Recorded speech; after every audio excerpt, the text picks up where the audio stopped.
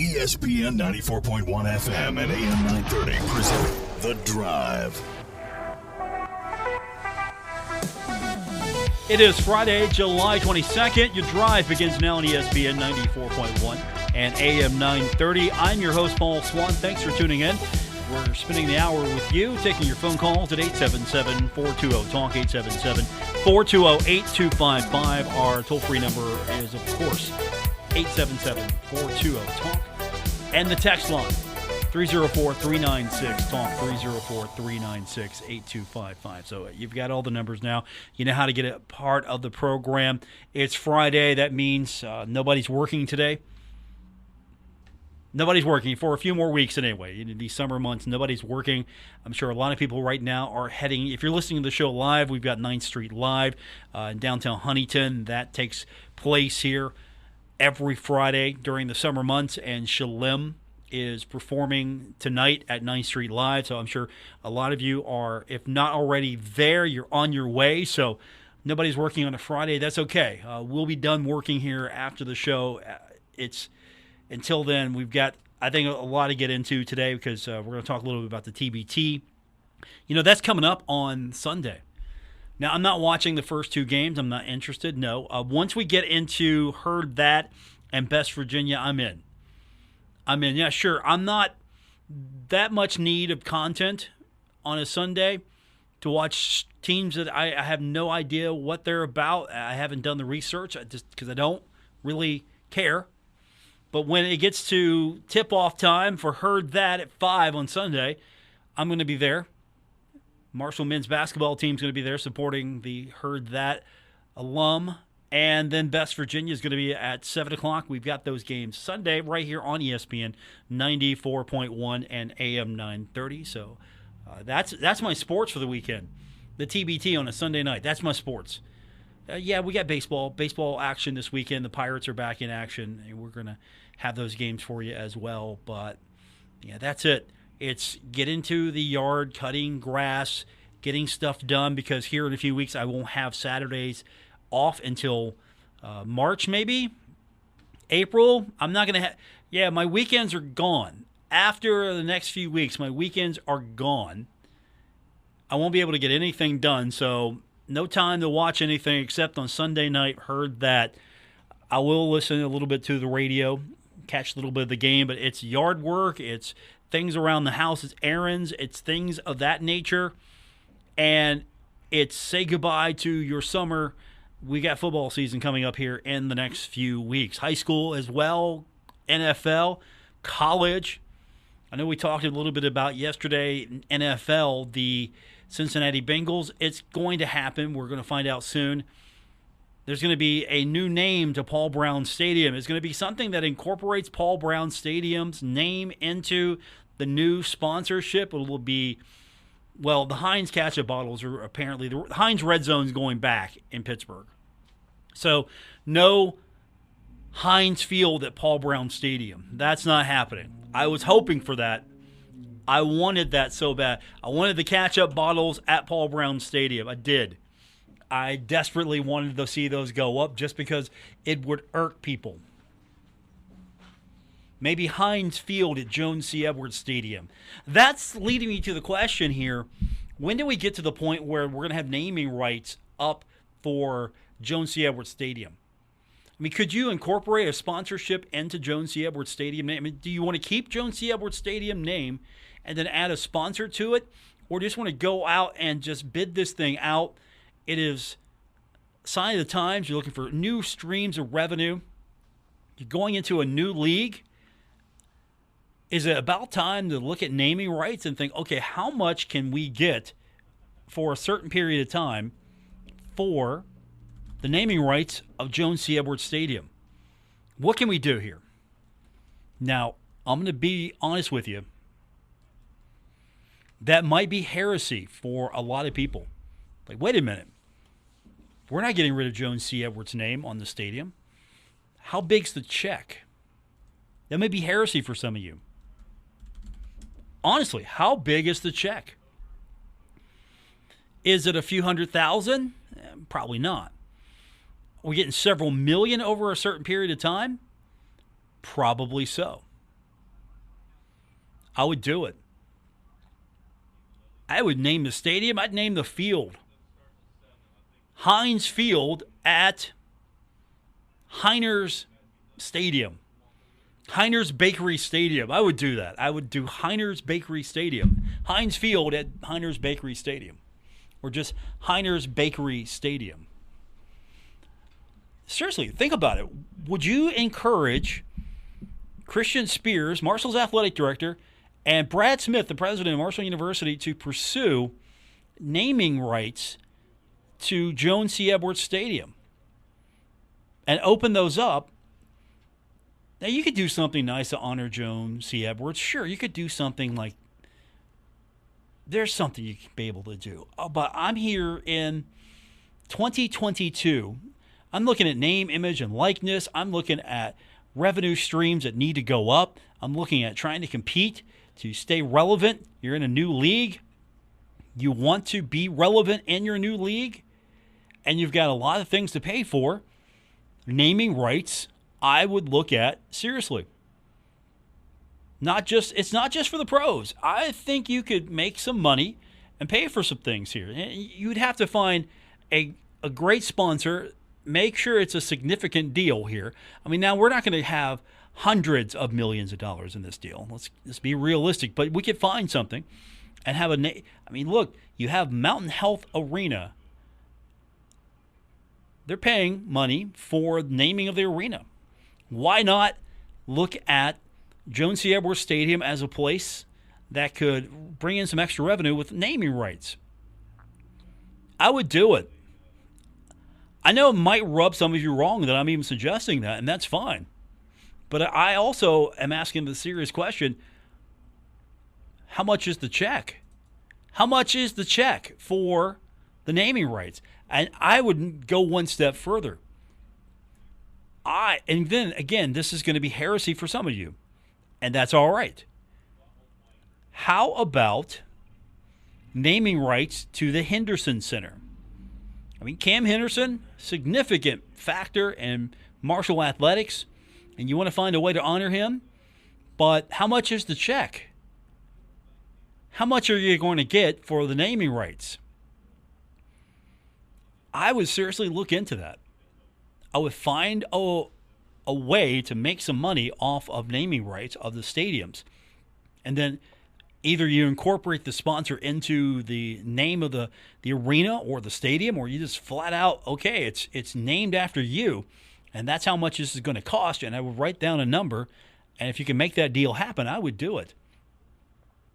Absolutely would do it. And, of course, I know some of you would say, well, what are you suggesting, Paul? What do you think you're doing here? You know, it's Joan C. Edwards, and before that was Marshall Stadium. So we changed the name already once for money, but is that gift and is that donation in perpetuity? I say no. I think stadium naming rights are, I mean, it's one thing if you give money for a business college or an engineering facility, it's one thing. But stadiums, I think, should be up for grabs here. I don't think you should have these things named after a sponsor, or you should do it in perpetuity. I mean, it should be a term, and then you renegotiate the deal. All right, we'll get your phone calls and text in. The phone line is open, 877-420-TALK. The text line is 304-396-TALK, 304-396-8255. We're going to talk about the basketball tournament a little bit more. There's some new additions to the football schedule. If you follow the internets, some of these schedule details are coming out. We'll talk about it. Some games. I don't know, Herd fans, are you ready? But we'll talk when we continue to Travis Jones from West Virginia Metro News. The TBT is coming up this weekend. He's going to have the call. We're going to have the games right here on ESPN 94.1 at AM 930.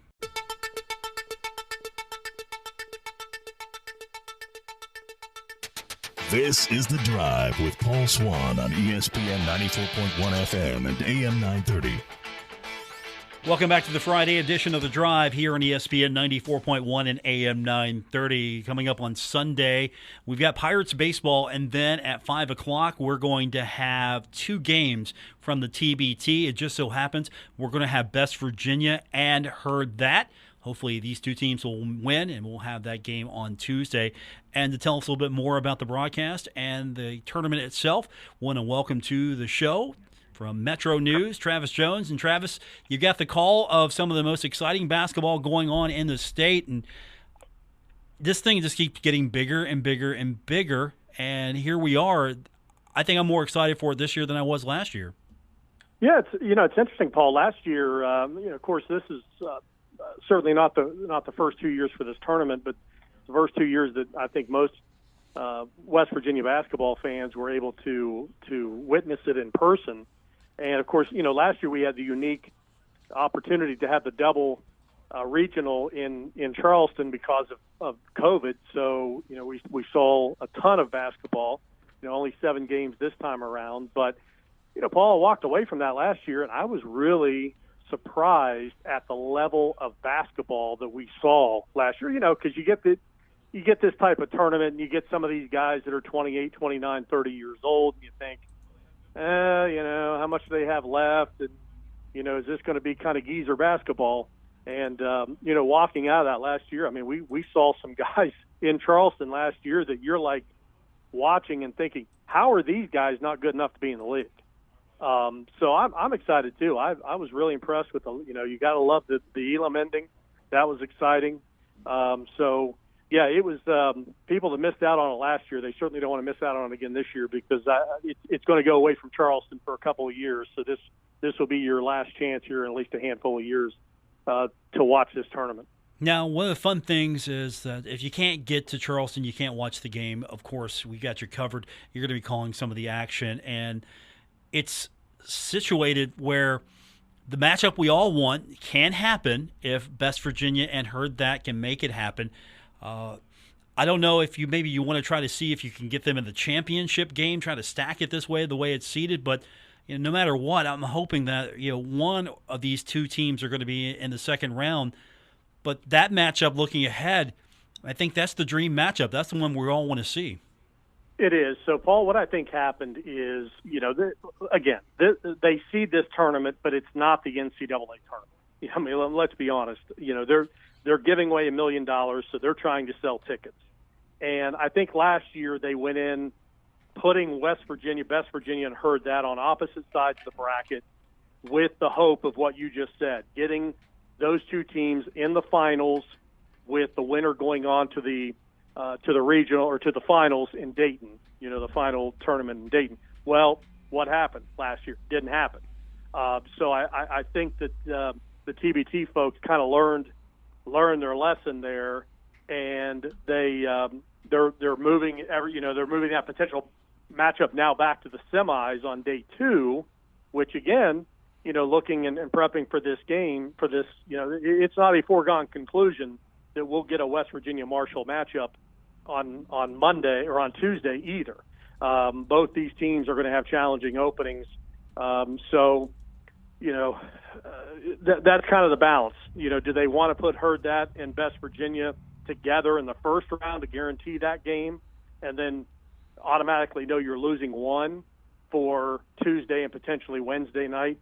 So I do think that was done by design. They want to get that matchup coming up on Tuesday night in the semifinals, and the ticket sales will be even better. I would imagine the lower ring of the Civic Center at least would be sold out if we got there. But like I said, looking at these first matchups, particularly Herd That's matchup with Founding Fathers, a team that was very good last year, made up mainly, not solely, but mainly of James Madison alumni.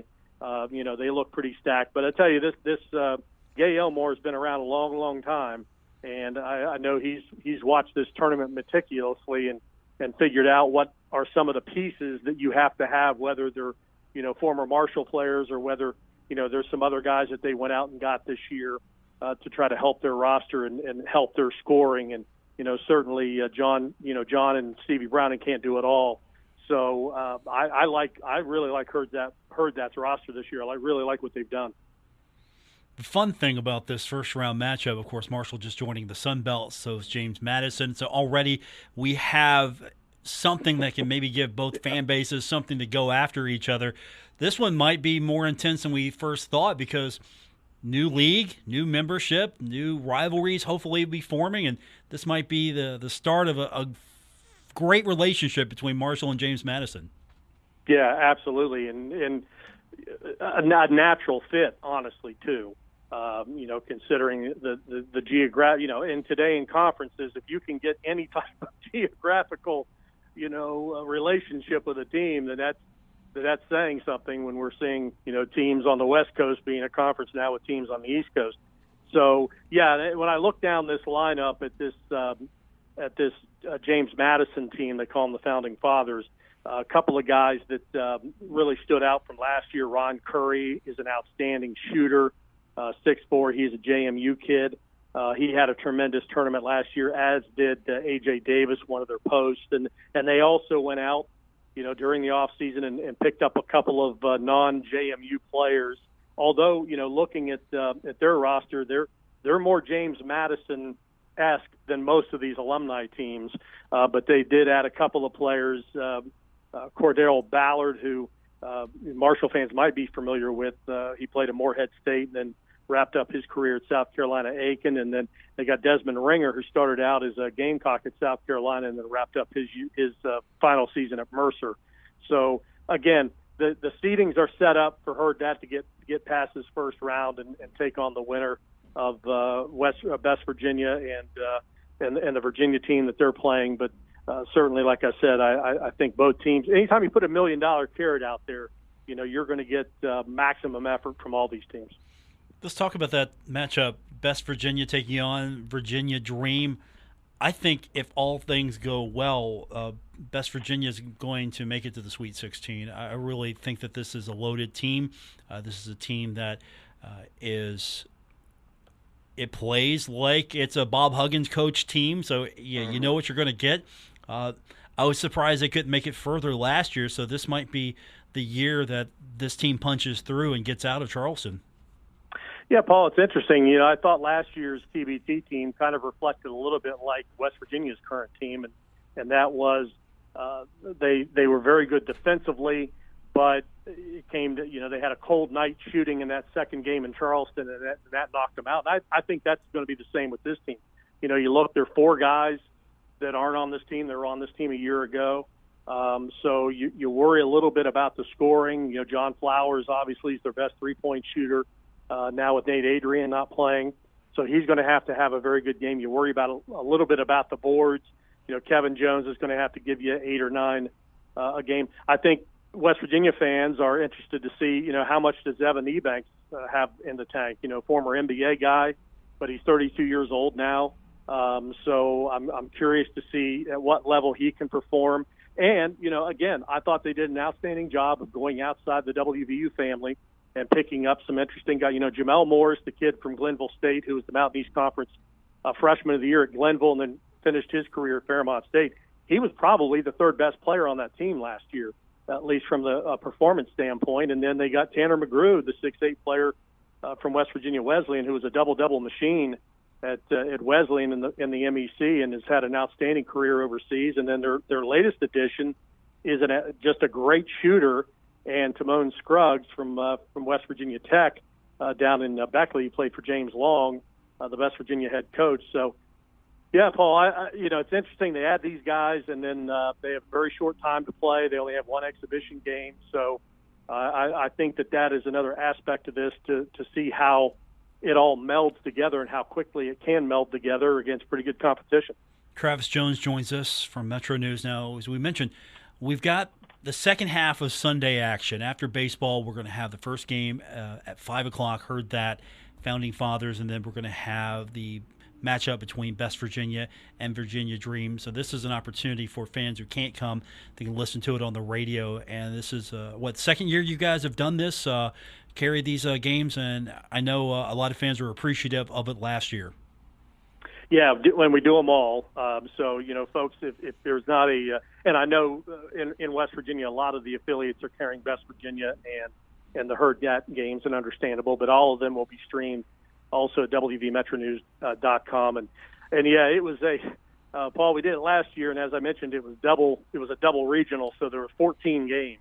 So it was it almost was a state tournament type deal for us. So we had a lot of games to click off, but this year with 7, it's a little more manageable. But yeah, looking forward to it. And I think one of the fun things, that first game on noon on Sunday is the East Tennessee State alumni team, the Buccaneers. And Coach Bob Bolin is my color man on that game at noon, and he actually recruited half this Buccaneers roster, so he knows these guys extremely well. I'll make sure that he tries to stay unbiased as much as he can. It's going to be a fun game in there. And see, again, there's a team that, going back to my Southern Conference days, I would like to see not make it. I can be biased. If they lose in the first round, so be it. But if they're in the championship game against either Herd That or Best Virginia, obviously you know who I'm rooting for. Yeah, well, I know, buddy. Those rivalries die hard. We know all about that. Yeah, absolutely. That's why I love the Sun Belt. There's some old rivalries I'm excited for, some new rivalries, and I got to find them where I can. So I'll take the Buccaneers in the championship game against Best Virginia or Herd That. That would be a fun day for me. Yeah, absolutely. Yeah, I can't wait. I know that in talking with Tim Brady from the CVB in Charleston, ticket sales have been excellent. I think at one time in the summer, Charleston was number 3 in the country in terms of the region in advanced ticket sales, and we know the walk-up will be good as well. And I think the time slots are very good because it's Sunday evening, so folks can go to church, do some yard work, and still get to the Civic Center Coliseum by Sunday night. And then of course everything's nights on Tuesday 6 and 8, and then the championship game on Wednesday at 7. And the other thing, the tickets are affordable, which in this day and age, that's hard to come by. So I think it's a great opportunity for those basketball fans to kind of get a little summer taste and before we get ready for football. It all begins for us at 5 p.m. on Sunday with Herd That and Founding Fathers. And, of course, as you mentioned, it gets ready. It gets real for you at noon with the Buccaneers and Fully Loaded. So it's going to be fun. We're going to be listening. I appreciate you doing this last minute so we could talk a little bit about this. Buddy. And my pleasure. Have fun. And hopefully we can talk about maybe on Tuesday, Best Virginia and Herd That. That will be a fun game to talk about.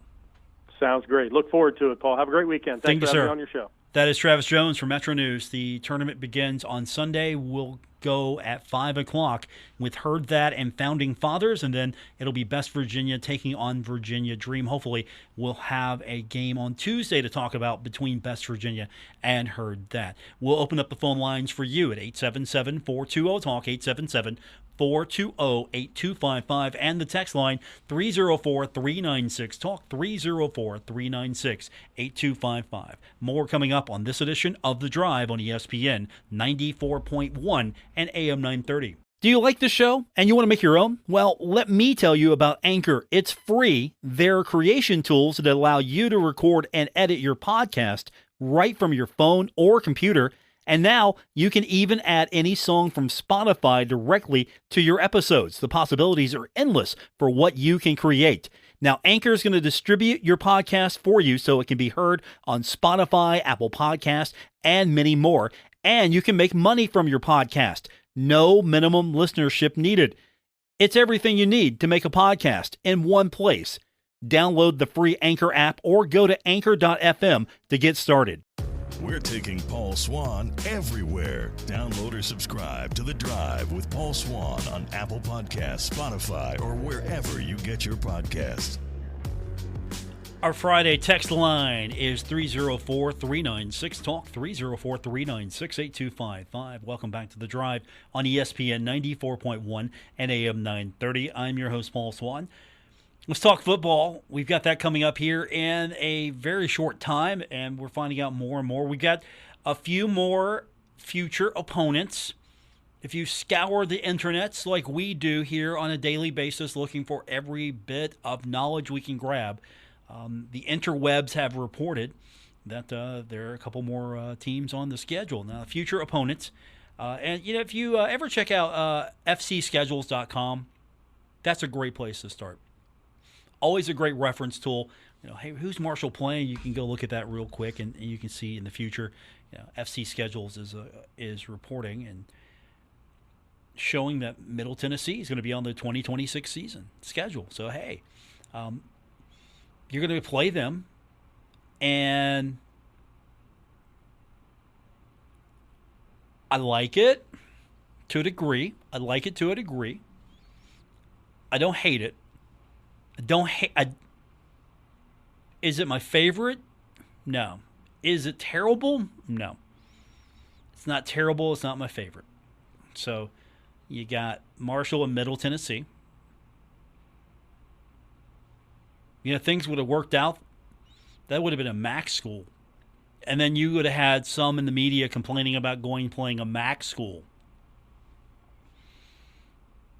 Fans too, by the way. Fans too. Will Conference USA be the new, why are we playing a MAC school for Marshall fans? So Middle is on the 2026 season schedule. If you go by FC Schedules and you look at the future schedules, you've got 2 FCS schools. Central Connecticut State, 2023. First time these 2 schools will ever meet. And then you have Stony Brook and 2024. So these are first-time matchups. How do you feel about these games? You've seen and you've heard on this show, and you read in the newspaper, the scheduling philosophy for Marshall. Destinations. You want to go destinations where Herd fans would like to travel to. Some opportunities. Notre Dame, for example, is probably a great example of that. It's a great destination, right? Get to go to a storied program like that. And so destinations and places, you can travel to these destinations and visit. So when we look at the schedule here in the future, when the Herd's on the road, you're going to be looking at, okay, what's the thinking here? Why is Marshall going to this place? And the answer is going to be destinations as part of it. Is this somewhere that Marshall fans would like to go? Not, is this close and I can get in the car and drive up to Athens and go see the Bobcats? Is this not that far away and we can just head up the road and we can go see, I'm going to throw Toledo in that mix, Akron in that mix. Yeah, you can drive to those games. But for the life of me, who wants to drive to Toledo? Who wants to go to Akron? Who wants to drive to Bowling Green? And I'm not talking to Western Kentucky, mind you. I'm talking MAC here. So, on one hand, it's easy to get to, right? I like the MAC. I like Marshall being the MAC. I liked it. I'm not hating on the MAC. But the other hand, philosophy is, right, going to destinations. So that's going to be where we kind of start keeping an eye on. Okay, is Middle Tennessee? Yeah, is this a destination for you? Christian's not shaking his head no. Why is it not a destination? I mean, you're close to Nashville. You're close to Nashville. So Christian is saying, no, I don't want to go to Middle. Well, you can go to Nashville. That's a destination right there, Music City. Go to watch some performances. Go see the Country Music Hall of Fame. Maybe the Predators will be playing around that time. Who knows? Get to see a show, Grand Ole Opry, right? Then you could go down and watch Marshall play Middle Tennessee, or on your way back. So there's the thinking there, right? I get it. And so if you ever see a road game and you're going to Murfreesboro, well, okay, and there's Nashville involved there. It's like, hey, why would you go to Vanderbilt? Well, it's a destination, right? Okay, so we're thinking, okay, what's going to be fun? What's going to be a fun road trip? Not necessarily, hey, Vanderbilt's tearing up the world. I'm just throwing Vanderbilt out there. And then, of course, you never travel to an FCS school. No, you do not travel to an FCS school. So you need a game. You want to go out and get a money game. You want to go on the road, destination, go get a road game, a money game. And you want to bring in the tune-up here. So Central Connecticut State's going to be the tune-up. And then Stony Brook. And, of course, you've got fans that will tell me, why are we playing FCS schools? Why are we playing them? Well, do you want to have another home game? That's my answer. You want to have home? You want to watch it play home, right? Why do we have more road games than we have home games? Okay, well here's why. Here's how you get a home game. Why are we playing an FCS? Because you want a home game. Do you want Toledo, Bowling Green, and Kent State? You want some of those play? You want to do home 1-and-1s with them? I'm glad I'm not actually in charge of scheduling here, because you got to make everybody happy, and you make no one happy. You make no one happy whatsoever when you schedule, because either you did a great job or you did a terrible job. It's either why are you doing that, or that's great. Like Notre Dame, oh, that's great. That's great. Or why are you playing Bowling Green? Right? So if you look at we're not even looking at 2022 right now. We're looking at 2023. What's the schedule? Got Navy. Navy's coming in. Okay, great. Road game at East Carolina. Okay, great. You should play that game. Home game with Virginia Tech. Okay, great. That's great. And then you got Central Connecticut. Now you know why you're playing Central Connecticut, because you have Navy, Virginia Tech, and East Carolina on your schedule. Now you know why you're playing Central Connecticut. And then Stony Brook. Why are you playing Stony Brook? Well, you got a road trip at Virginia Tech. That'll be tough. You got a road trip at Liberty. And I'm not sleeping on Liberty.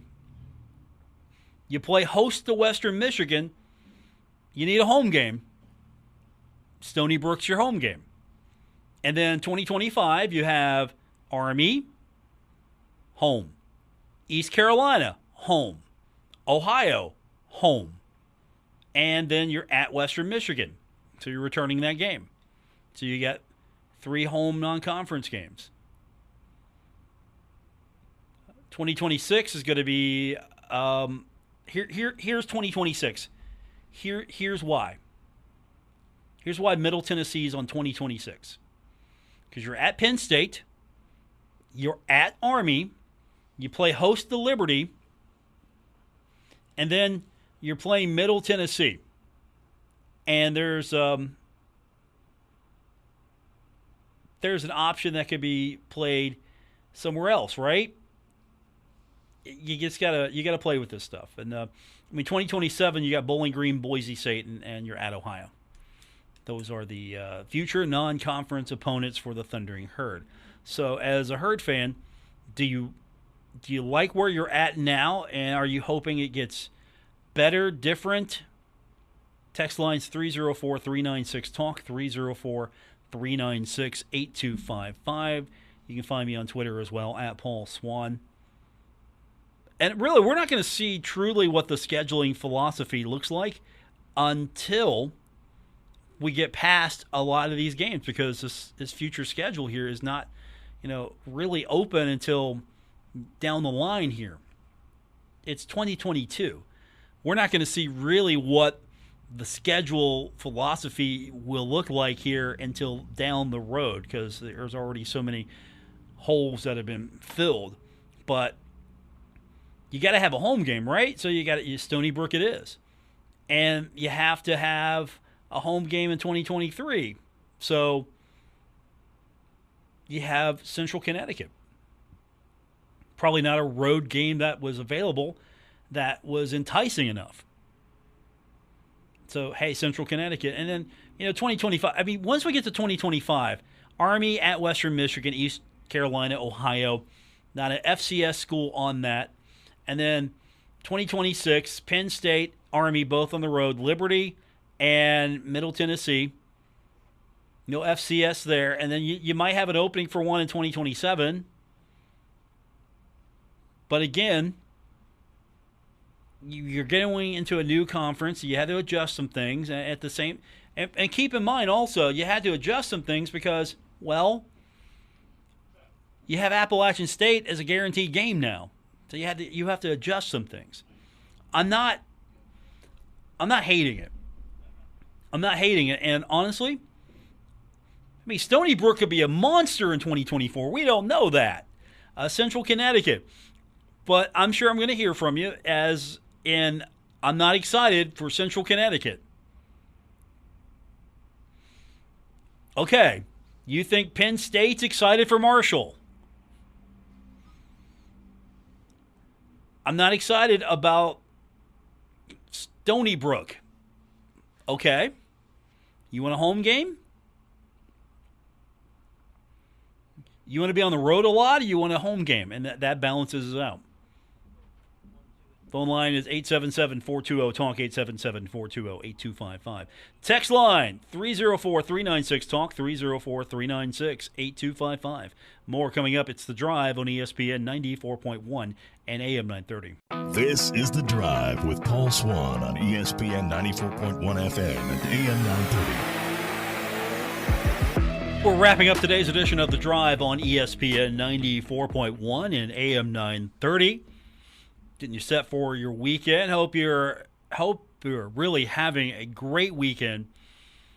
We're a few more weeks away from no football in our lives. It's going to happen soon, and then your weekends will be taken up for several months. And then your weekends will be taken up for several more months with basketball. So don't worry, don't fret. Your weekends will be filled soon. So enjoy this quiet time as you have it here as we get ready for, of course, I think an exciting season of Marshall football, right back into it and in the Sun Belt. So we have a lot of things to get into in a short time. So let me start.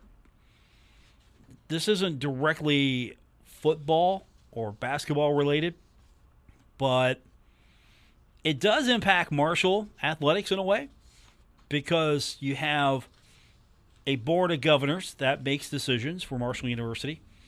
And so today we find out that Governor Jim Justice appoints James C. Smith to the Marshall University Board of Governors. So Smith will serve a 4-year term ending in June 30th of 2026. He is someone who has been inducted into the Marshall College of Business Hall of Fame, awarded an honorary doctorate in humane letters. He's replacing Tony Stroud, resigned from the board last month to become the university's chief legal officer. So he is a former president and CEO of information and media giant Thomson Reuters, and he's an 81 graduate of Marshall, which he did attend on a football scholarship. So some changes there to the Board of Governors. And the reason I bring this up only because, again, the Board of Governors will have its say in a lot of things that involve the athletic department.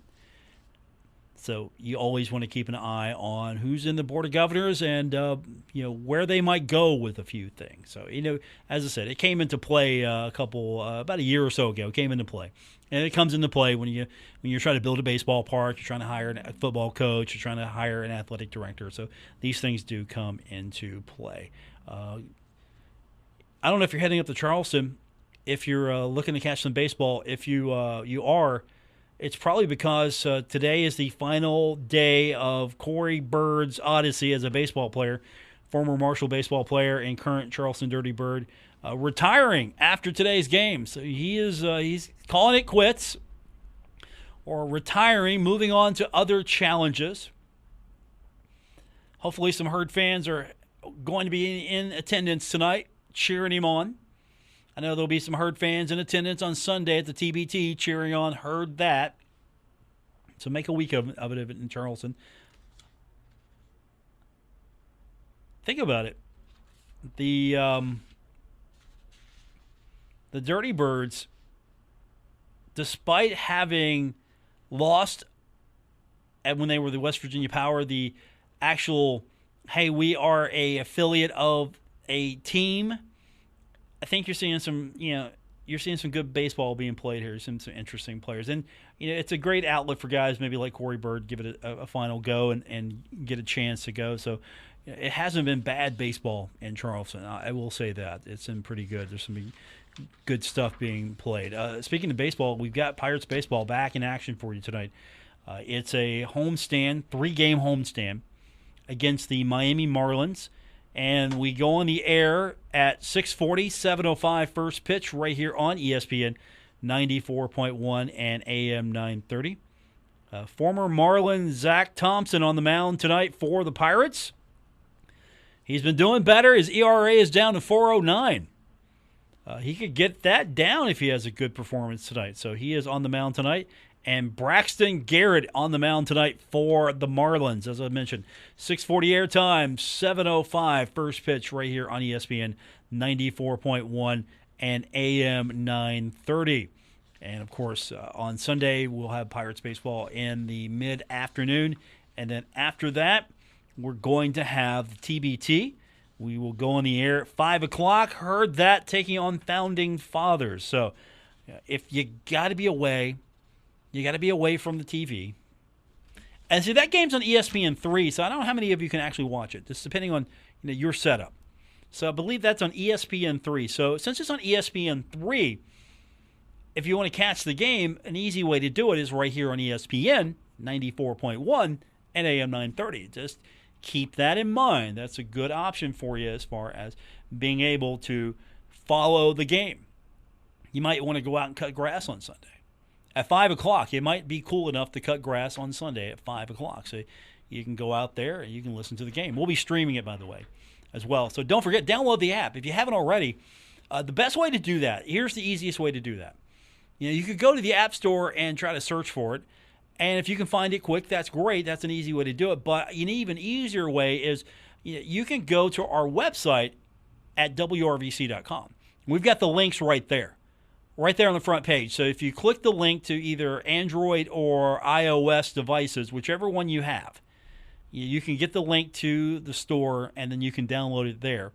And a quick, easy way to do that is just from your phone browser. Go to our website, WRVC.com, and you can click the link right there. Of course, you can search in the store however you need to. And it's great because you can listen to all of our stations as well, not just ours, on the app.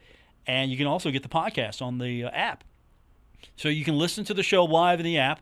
And if you miss the show, you can go back to the app later and you can just grab the podcast there. So you don't even have to fool with Apple Podcast, Spotify.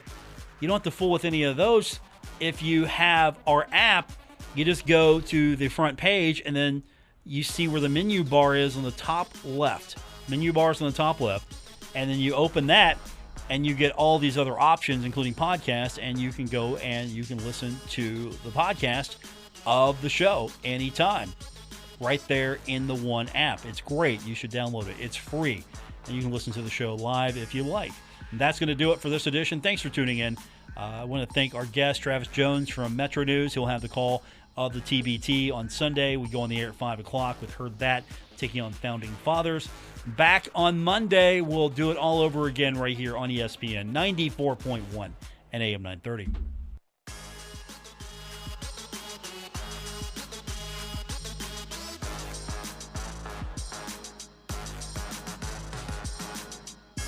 WRVC Huntington, W227BS Huntington. This is your radio home for Pittsburgh Pirates baseball, ESPN 94.1 FM and AM 930.